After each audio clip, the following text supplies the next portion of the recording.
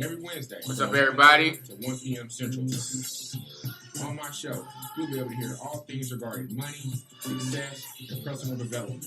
Tune in on Wednesday in the Grace Stream. Jump in. Good morning, good morning. It's your boy Ray. This is the Austin Collab Money Talk. Happy Wednesday. We are here for another episode of the Austin Collab Money Talk, streaming live on the Fishbowl Radio Network, also streaming live on Facebook. And I'm joined by very, very special guests. Like I said, all my guests are special. My man, Brandon Reed. How you doing, sir? I'm doing good. I like how you had to add the extra varies for me. I appreciate that. But I'm doing great. Excited to be here. Good. Yes, I'm excited to have you here. And I got to give a special shout out to my man, Jacob Crane. We were just talking about him before we went live here because my last guest, last week, I don't know if you saw any of that, I had RJ Griffin, and when we did a little mixer at your office, he was there. Mm-hmm. And I also met Brandon through Jacob. So I got to give a shout out to my man, Jacob Crane, for connecting me with these positive individuals who are out here doing big things. So that's why we got him in here. He's a young entrepreneur. For the people who don't know about you, just give them a little spiel about what it is you do, your background, and what you're doing, working on right now. Absolutely. Well, my journey began in the financial world, which I'm still in. That's, I like to call it the steak on my plate, my main source of income, my main focus. Steak on your plate. Of course, now, I got other things going on. Those are the little side things, the mashed potatoes and the corn and stuff. But my background began in the financial world. I'm now vice president with the largest financial services company in the United States. What company is that? Primerica Financial Services. Primerica Financial. Been around 40 years, great company, a Forbes list top 50 most trustworthy, and been a great journey. And from that point, becoming vice president, eclipsing the six-figure income, been able to kind of branch off and focus on some other things. Right. Like I mentioned, the side things, the side pieces, I guess you could say. And one thing I learned is you got to have multiple sources of income. Absolutely. So I've been able to dibble-dabble in, real estate things and a whole bunch of other areas. We're going to talk about that. Absolutely. Now, you say you got that six-figure income, but I know that didn't happen overnight. It did not. You started when you were, was it 18? I got started on my entrepreneur endeavors at 18, but as an 18-year-old, I really wasn't focused on business. I was focused on basketball, party, and things of that nature. So I really like to say my journey began. I was 25. So I really like to say my journey began at about 22. Okay. So 3 years now. I actually moved to Houston, Texas. Right. Lived in an apartment in the hood, no TV, no furniture. Eating a Jack in the Crack. Exactly. The 99-cent tacos, which now cost $129, so I wouldn't be able to afford them. Inflation, right? That's crazy. Right. So that's where my journey began. Good. It was a humbling experience. Right. So how old are you now, Brandon? 25. 25. So over that 3-year experience, just talk about that journey and what it took to get there. Because a lot of people might not know about Primerica. In order to build your business, you got to go out and meet a lot of different people. Just like any business. You got to go out there and build it from the ground floor. Mm-hmm. And it was a journey, especially being young, black in the industry, when the financial industry is not really for our demographic, or at least at my age.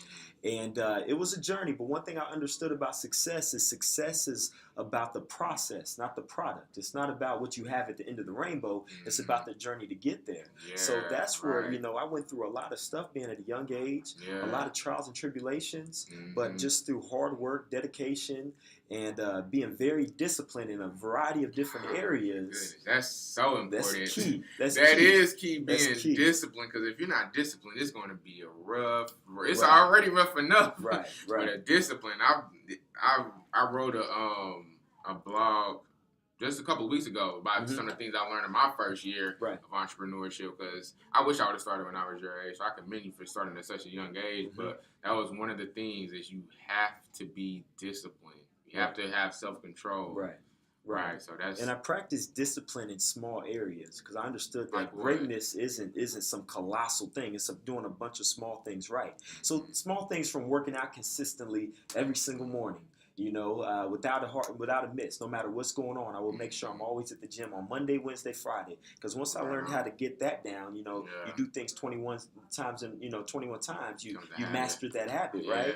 And then waking up, I would discipline myself on waking up at 7 a.m. Yeah. Where now I wake up at 7 a.m. with no alarm clock. Automatically. Right. Keep in mind, yesterday was 4th of July, so a couple drinks and went to sleep a little late, but still woke up at 7 without a beat. So small things like that got me disciplined to be able to do the well-disciplined things in business. Mm-hmm. Right on. So let's talk a little bit about business. Let's do it. Because I put on there, I always forget to do this. Shout out to our sponsor also, Ryan McCrary, with the McCrary Financial Solutions. He's sponsoring this episode, this show. He's kind enough to work with us, and he has a link, or I have his link on my Facebook. If you're watching us on Facebook, he has a financial education course. Awesome. He covers a lot of different things, one of them being the importance of entrepreneurship, how to get started in the stock market, how to start investing, and a lot of different things. So shout out to my boy Ryan. We need to chop it up soon. Actually, he'll be on the show in a couple of weeks. On July 26th, we'll be streaming live. We'll be via Skype. So definitely got to give a shout out to our sponsor, Ryan McCrary. Thank you, brother. But back to the business. The business, it is financial. And one of the main things that you guys, one of the main products you guys offer is life insurance. Mm-hmm. And not a lot of people, especially a lot of our minorities, may have life insurance. Right. Can you just talk about the importance of life insurance and maybe why a lot of people don't get it? Right. Well, the biggest reason I personally believe why people don't get life insurance is because they either think it's too expensive, they don't know how it works, or they don't know where to go. And they don't want to make the decision on getting something wrong, making a mistake. Right. So those are the biggest reasons why people don't have life insurance. But it is so important because it is simply the easiest way to pass down an inheritance. Really? Because there's two risks in life: living too long and then dying too soon. You see, nobody can control. Nobody knows their death date. We know our birthday. We don't know our death date. Right. So nobody knows when the good Lord is going to call you home. Well, if it's too soon and you don't have enough time to build up your assets, well, then what? What are you passing down? In the good word, it says leaves an inheritance for your kids' kids. But if you're going too soon, how are you able to do so? But paying at a young age in your 20s, paying $20, $30 a month for a $200,000+ policy to ensure that if something happens to you, you can pass that as an immediate inheritance. But it's only temporary. You don't need it your whole life. Because as time goes on, you start to build up those assets, and they can continue to compound over your working years. Eventually, you have $200,000, $300,000 saved up. Right. At that point, you probably don't need life insurance. Life insurance is just renting money. Just like a home, we really got to rent apartments and homes, but down the line, you want to have your own. Same thing with life insurance. You're just renting money, but eventually, once you have your own, I don't need you no more, Mr. Life Insurance. So, and that's how it works. Right. So just elaborate on that just a little bit more because I know you said one of the things is people don't know how it works. Right. They don't know where to go. So when you say renting money, if we're putting $20, $30 or $40, however much your policy costs, we're actually investing that in something? Well, no. Basically, you're just paying for pure life insurance. That's what you're doing. You're paying for pure life insurance protection. Now, of course, there's products out there where you can save money through your insurance, which I believe is not a great decision, especially if you listen to the Dave Ramsey's, the Susie Ormans. Insurance products, bank accounts, those are the worst places to save your money. Low rates of returns. Right. And then life insurance companies, they say, well, since you don't know how to save money, we'll save it for you, but we're going to charge you. So it's not good to save your money through an insurance product. They don't have it in car insurance. There's no savings. There's no savings in homeowners insurance or even cell phone insurance. Right. You don't need it in your life insurance. Right. Getting pure term insurance, and then you go invest yourself in the global economy like mutual funds. So a lot of people often ask that question, should we do term or life? But you're saying term is better, right? Term. Unless you plan on wanting to rent for the rest of your life. But nobody wants to rent for their whole life. Right. You want to get to a point where you're financially independent. You don't have to rely on a company to take care of your family. I get it. In the early years, you need to because we're just now starting our careers. We're just starting to build up assets. So we got to get to the point where we have money saved. Right. That's where insurance comes into place. I need you right now because I only have $4,000 in the bank. Right. Once I have $400,000, I know I'm gonna need you. Right. I have my back pocket is my insurance. Yeah. So if you pass away, look, I got this cash. Exactly. You can't bury you can, but it'll be kind of selfish, to bury money with you. Right. But you leave that behind for your loved ones. insurance. Right. And also your responsibilities is a lot lower. Your mortgage is paid off, the debt is gone. So that $500,000 you have ain't going towards responsibilities. This is a straight inheritance to your kids. Right. You got kids, right? Right. Two 2 daughters. Two daughters. 3 years old and 9 months. 9 months. All right. Congratulations. How Thank they you. doing? Thank you. They're doing good. They're doing good. Good. That's what's up. So. Living the life. I know they are. You got a real lovely family, by the way. Thank you. I appreciate that. Look real good, man. So, you said once you get to the point where you can invest or you have money saving, you don't need the life insurance. You can start investing. Well, no, throughout that time you are investing. So you have life insurance, but you're also putting money to mutual funds. Of course, you have your 401k at the job. So after time goes on, Albert Einstein said the eighth wonder of the world is compound interest. Well, doing $100 a month for 20, 30 years, that money's going to compound very efficiently versus having it in an insurance product or in a bank account, having it in a mutual fund. Right. So I know you said that one of the obstacles that a lot of people have, they don't know where to find the life insurance. Tell them where they can find you at it, because a lot of people out here in Texas, where can they find you at? You can find me anywhere. You just Google Brandon C. Reed. You'll see me pop up. So, or just look up. I mean, it's not hard to find life insurance. Of course, you got to make sure you go through the right company because a lot of companies don't teach the principles that we teach. So you want to make sure you're working with the right company. But definitely, you can reach me. My number is 817-657-6592. I have an office in Grand Prairie. I'll be opening up an additional 4 offices by the end of this year. Wow. So definitely won't be hard to find me. Right. So just piggybacking off that, you said you're going to be opening up 4 offices by the end of the year. Right. And how many people are in this office that you have right now? I have 116 licensed individuals. And then, of course, I have a handful in the process of getting licensed. Wow. Are you familiar with my man, Patrick Bet-David? I'm not. Really? No. He started the company. They're similar to Primerica. I think they're called PHP. Oh, yeah. Yeah, PHP. But anyways, he does a lot of really informative YouTube videos out there, especially for entrepreneurs.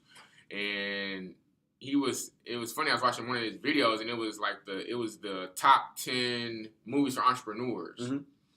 And one of the movies that he picked on there was American Gangster by Denzel. Right.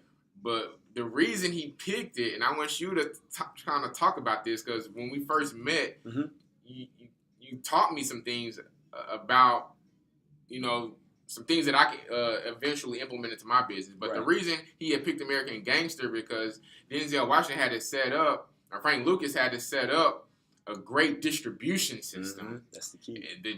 That's the key. The distribution, and that's how you can really grow your wealth and expand it and kind of hit that explosion. So let's talk about them, especially for entrepreneurs or aspiring entrepreneurs, the importance of distribution. Distribution is key.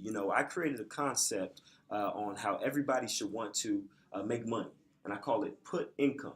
And it's an acronym: passive, unlimited, transferable income. I like unlimited. Right. But passive too.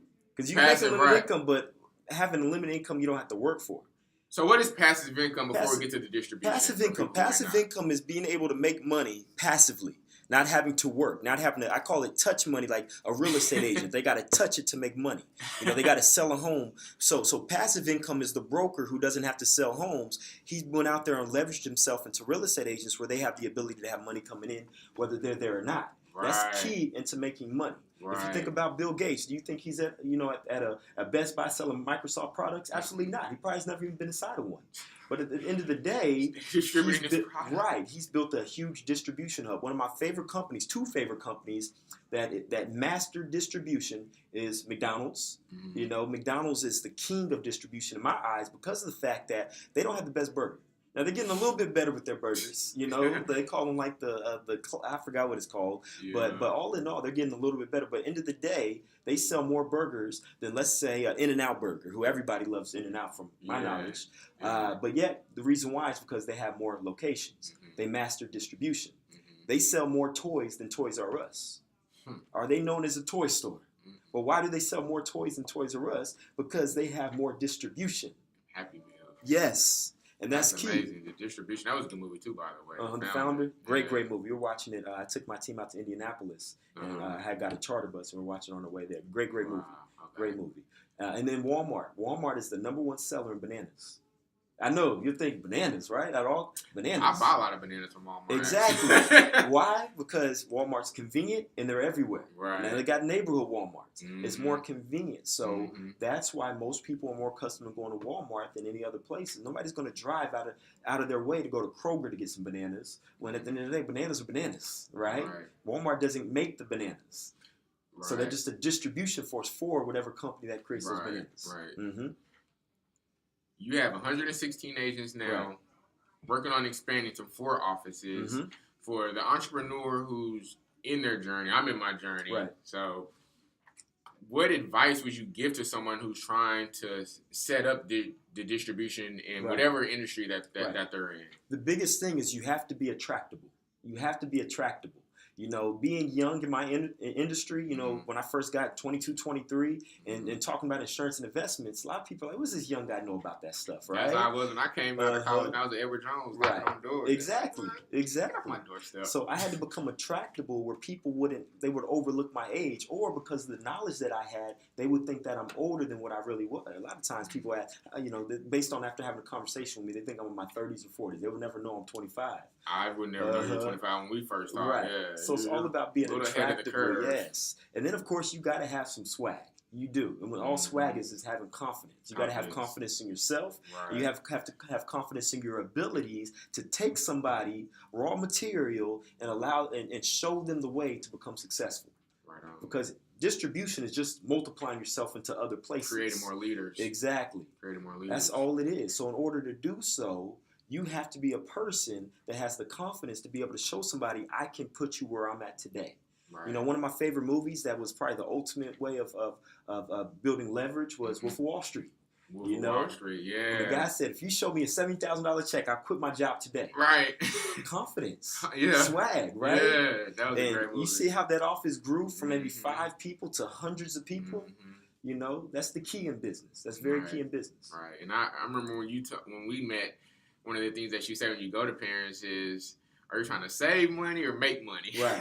That's key. That's key. So definitely make him. I want to make. Who doesn't want to make more money? Right. And honestly, because I know you have a book on retirement planning. You know, nowadays the biggest thing you need to retire is not necessarily understanding 401ks and stuff like that. It's having another source of income. Right. I'm not talking about getting another job, but I'm talking to have the ability to make passive income, right? That's key right there. Whether you go get real estate properties and somebody's paying you rent every month. Those are the kind of things you got to do nowadays to max out your retirement. Because at the end of the day, cost of living is going up, but the average salary is either staying the same or decreasing. So you're kind of in a cycle or a system of failure where most people are going to have to work at Walmart at 70. I worked there at 18. Trust me, you don't want to work there at 70. Nah, I don't. I don't. Now, financial services, you said that's the stake on your plate. That's the stake on my plate. So you just talked about creating multiple sources of income. Talk about some of the things that you're doing right now as a 25-year-old, which is amazing. There's no telling where you're going to be when you're 40. I'm gonna tell you this. I tell people all the time. In the next 4 years, actually 29, I'm done. I'm shopping, traveling, and eating. Those are the only 3 things. If you call me, hey, B, where you at? I'm either at a restaurant, and not a restaurant here in Texas. I'm talking about overseas. I'm going to be on an island somewhere. I'm going to be shopping in Paris or something. Those are the 3 things. Shopping, traveling, eating. I like all 3 of those, especially eating. I know, right? That's my dream life right there. So that's where I would be. You and the at family. 40. Right, with the family. So, but we'll talk about to help you get there. Right. No, not without giving all your business out there, but just some of the things absolutely. I'm an open book. So of course, like I mentioned, my state is Primerica income.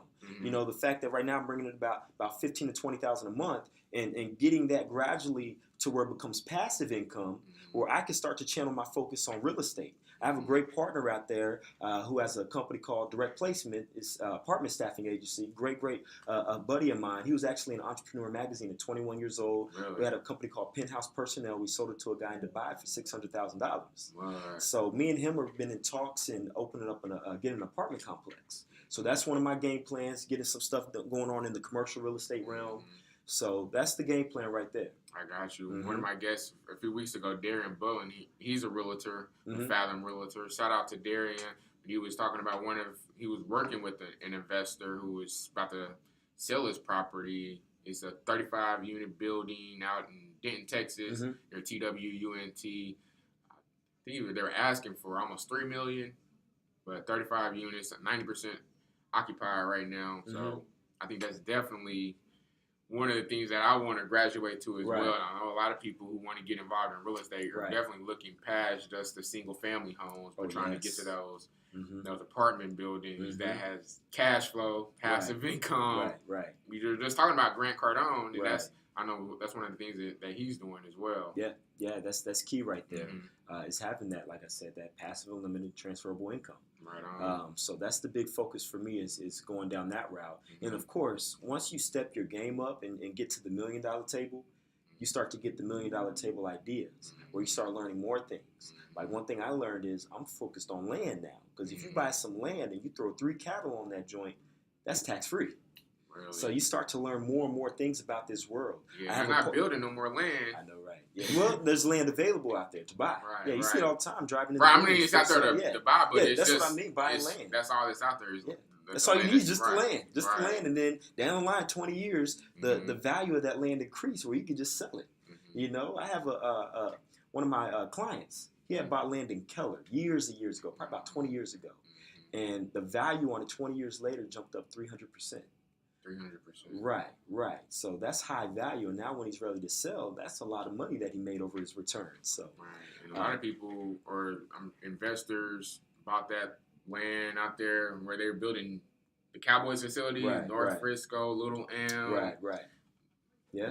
Bought all that land. They just cashing in on it right now. Exactly. All these people are migrating north and things like that. But I think that's important to be around people who are involved in real estate so you can learn more things about that. Because me personally, I don't know a thing about real estate. I have great partners. The thing about being an entrepreneur and then being kind of going into the investor route is you don't have to know a lick of anything. When you have money, you buy people's ideas.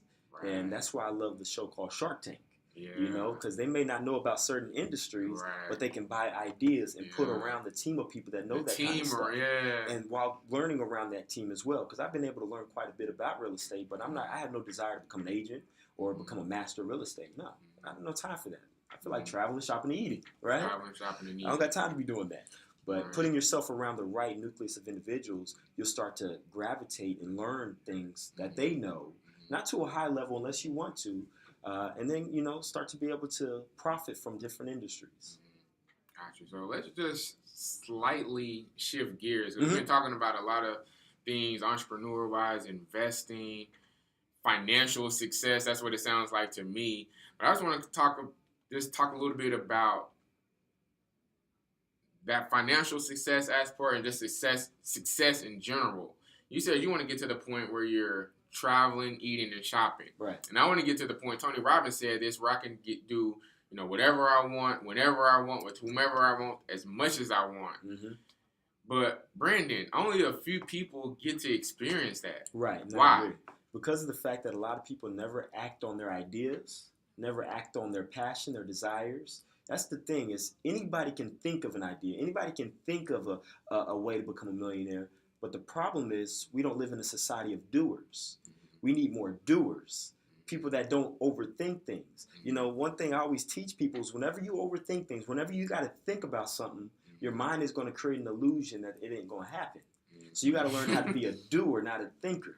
So that's the problem. We live in a society of a lot of thinkers, but not enough doers. People that just going to, you know, trust in their abilities, trust in God, and go after whatever their goals and dreams are. So why do you think some people are fearful of doing or scared to actually get out there and go after it? Because it is scary. It's real scary. But what stops some people from saying, you know what, I know it's scary, I'm going to keep going anyways. And then people say, you know what, I'm just going to play it safe. Right. I personally believe it's based on their environment. They're around a bunch of thinkers. They're around a bunch of people that are scared to act upon their dreams. You got to move away from that clutter. That's why I went to Houston, Texas, where I had no influences but my own. My own in the Bible. Those were my influences. Right. So you got to find that source of faith. I'm not sure whatever religion is, find that source of faith, and then find that belief in yourself by being by yourself. Get away from the people that's holding you back, or go find you some mentors. Go find you some people that have done it, and you want to get to where they're at, and they're willing to teach you. And that's why I love my company, because of the fact that anybody that comes in business with me, I have invested interest to get them to whatever level of success, whether they want to make a 6-figure income or beyond. And there's companies out there that give you that chance, but a lot of times people want to create their own, and creating their own, that's a 95% chance of failing. Now, you'll eventually succeed, but you got to go through a lot of failing.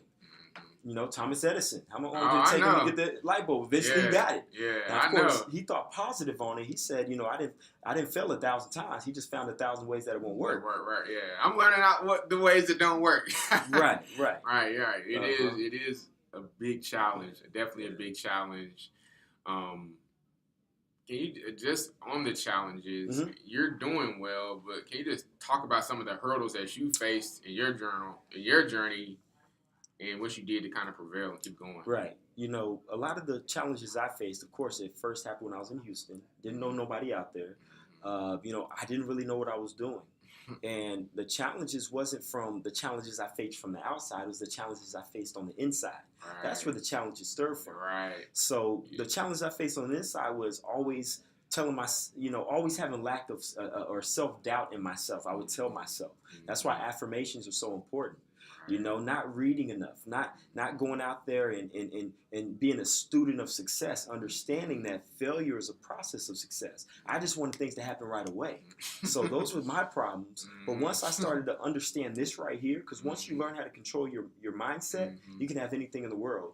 And once you understand and control your mindset, there's this book called The Secret. There's this thing called the Law of Attraction. And things just started falling in place for me. One story was I got into a car accident a couple years ago. Prior to the accident, I wanted an Audi. And then I got into an accident. I wasn't hurt. Nobody was hurt. It happened right across from the church. I totaled my Chevy Impala at the time. A week later, I had an Audi. And I haven't had nothing but Audis, 3 Audis since then. So it's just putting your mindset, you know. In the great book, Think and Grow Rich, is called Thoughts into Things, you know. And that's what I did. You got to turn your thoughts into things. So once that happened, I started to see things happening in my life that I wanted to see, you know. That's true. That's deep. That's deep. That's real good, man. And another book that you had gave me that's helped me in as far as building relationships, and there's still some things that I need to work on and some relationships that I need to cultivate more, but it was How to Be a Power Connector by Julia Robinette. That's a great book. I know you said mentorship has helped you along your way. You mentioned reading. What are some other books that you want to throw out there to people watching or listening that might be good if you're one of my favorite books, and this isn't for just anybody. This is for somebody that has that competitive nature, somebody that just has that their butt is burning. They just have that desire to be great in anything they do. Relentless by Tim Grover. It's one of my favorite books. Tim Grover actually trained Michael Jordan, Kobe Bryant, Dwayne Wade. I'm not talking about just physically training. I'm talking about mentally training him. So they actually mentally trained one of the most mentally tough athletes of all time in Kobe Bryant, Michael Jordan, right? So, but he just talks about from going good to great to unstoppable. Good to great to unstoppable. Right. Because a lot of people get good and then they relax. Middle income. A lot of people get great and then they relax. Maybe flirting around 6 figures, but nobody takes the step to become unstoppable. Yeah. And that book talks about becoming unstoppable. Right on. So that's a great book to read. Right on. Now, I can see how that could be a challenge when you start seeing some success, you're putting in the work, you get to a point where you're like, man, I'm making $500,000. That's good. Most people don't ever make that. Right. So how do you not get comfortable? How do you keep going? How do you have that hunger when you first started to like, you know what, I'm not going to just get content.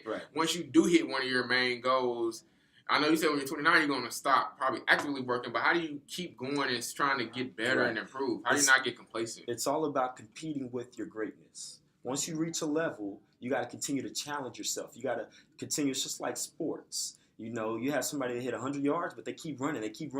You know, they keep going after it. Or it's basketball. You know, Kobe, when he dropped 81, he just kept going and going and going. They eventually had a big lead, but he was in a zone. You got to get yourself in that zone where you're only competing with your greatness, with your potential, I guess you could say, what you can become. Because we're human becomings, not human beings. We're human becomings. So that's what got me. I always compete with myself. okay, Brandon, you did that last month. Let's see what you can do this month. When you compete with others and you beat them, then what? That's what a lot of people do. They compare themselves to their neighbors. They compare themselves to their closest friends. Well, you hang around 9 broke people, you're going to be the 10th. Right. So who are you competing with? Yeah. You have to compete with yourself. Because once you hit a goal, then you do more next time, and then you do more next time, and that's what I did. I compete with myself. Right? Yes, and you gotta have, it's the love of the game. You gotta think. People that are millionaires and billionaires, Jay-Z, he makes a lot of money. Yeah. It's not about him becoming a billionaire so he can go buy something. He already has enough money. Right. It's about the challenge. The challenge. It's about the challenge. The challenge, yeah. Yes, life is full of challenges. You It just sure want to say, is. I can accomplish that. Right. And I think that's one of the other things.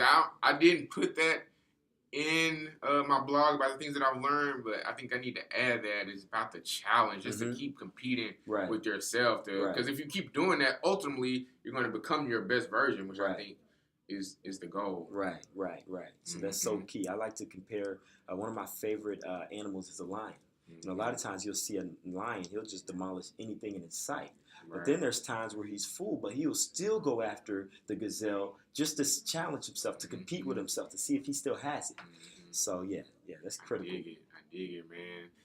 Bro, you've been dropping some nuggets. That's why I'm glad that she came in here to spend some time with me. This is one of the little things that I've been doing with some of my guests. I do my rapid fire questions. But before I get to the rapid fire questions, on the next segment,